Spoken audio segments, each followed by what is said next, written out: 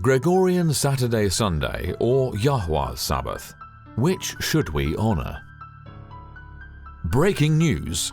Recent research has revealed the startling fact that Saturday is not the seventh-day Sabbath of the Bible, and Sunday is not the day on which the Savior was resurrected.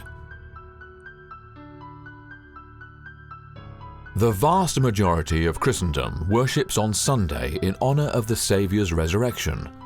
Jews and a growing number of Protestants who believe the divine law is still binding worship on Saturday in order to remember the Sabbath day to keep it holy. Exodus 20 verse 8. The problem is, both Saturday and Sunday, as well as Friday on which Muslims go to mosque for prayers, are calculated by the Catholic Gregorian calendar, a calendar that is itself adapted from the pagan Julian calendar. As such, Saturday and Sunday are counterfeit days of worship imposed by Satan in order to usurp the worship that belongs to the Creator alone. To find the actual day of the Savior's resurrection and the genuine seventh-day Sabbath, it is necessary to use the biblical lunisolar calendar established by Yahuwah at creation. On the Creator's calendar, the moon regulates both the month and the weekly cycle. The weekly cycle restarts each month with the new moon, unlike the papal calendar that has a continuous weekly cycle. The result is that neither Saturday nor Sunday are legitimate days of worship that honor the Creator. The final test. Revelation 12 contains an alarming view into the future. John the Revelator was shown that the final test would be over worship.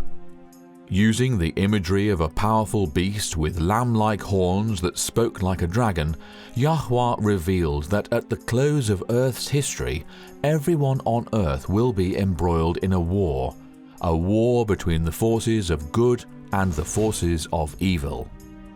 In trying to steal worship that belongs only to Yahuwah, the devil will impose laws that seek to compel the conscience. He will try to force people to worship on his false days of worship. John said, "Then I saw another beast coming up out of the earth, and he had 2 horns like a lamb and spoke like a dragon. And he deceives those who dwell on the earth, telling those who dwell on the earth to make an image to the beast who was wounded by the sword and lived. He was granted power to give breath to the image of the beast, that the image of the beast should both speak and cause as many as would not worship the image of the beast to be killed. He causes all, both small and great, rich and poor, free and slave, to receive a mark on their right hand or on their foreheads, that no one may buy or sell except one who has the mark or the name of the beast or the number of his name." See Revelation chapter 13, verses 11 to 17. The final test reveals the inner heart of everyone living at the end of time. It will demonstrate who is willing to obey Yahuwah and keep his law regardless of the cost, and it will also show whose hearts are willing to compromise truth for temporal ease, those who join Satan in rebelling against the divine law. The idea that the final test of humanity is between 2 days on the papal Gregorian calendar is a deception of the devil. Both days are equally inappropriate for worship because both are calculated by a false calendar. The trumpets and the end of the world. Events will soon take place in the world that will cut off the past from the present. Revelation 8 and 9 reveals a series of worldwide events that will bring death, confusion, and utter chaos throughout the entire world. After a series of meteor strikes devastates life on Earth, Revelation 8 verses 7 to 11, the sun, moon, and stars will also be affected. See Revelation chapter 8 verses 12 to 13.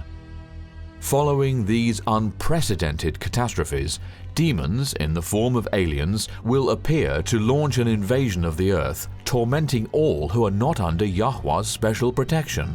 At that time, Pope Francis will be exalted to a position of preeminent power. The political power the papacy has steadily been forced to give up since the Protestant Reformation will be returned to him. In his new role as the representative of mankind, he will negotiate a peace treaty with the aliens/demons. Pope Francis will then be in a position to enforce the exaltation of Sunday worldwide. Decide today to follow Yahuwah. Now is the time to prepare. Times are getting harder. An unprecedented economic crisis looms. There's an ongoing breakdown of social and moral values on every side. Violence and extremes of weather are making and breaking records with every month that goes by. And yet, these are just the first breezes that warn of the coming tempest. Now, while the angels of Yahuwah hold the winds of strife in check, make a full surrender to your Maker. Determined to follow truth regardless of the cost. Only the righteousness of the Savior can protect you in the days ahead. All who receive his righteousness will receive the seal of Yahuwah. This seal is essential for receiving divine protection. While events in the world are worsening and strife is intensifying, use the time you have left wisely. There is still time to get acquainted with the Father and his love for you. There is still time to surrender and let him write his law upon your heart. In this final period of relative peace, study the truths long forgotten. Study Yahuwah's calendar and learn how you can honor him by worshipping on his holy Sabbath day calculated by his lunisolar calendar established at creation. The end of all things is very near. Time is now measured in years, not centuries or millennia. These final years will be filled with anguish and hardship. Start studying today. There is no time to waste. To study this topic and other important topics vital to our salvation, visit our website at worldslastchance.com. Learn what you need to know to be protected in the days ahead.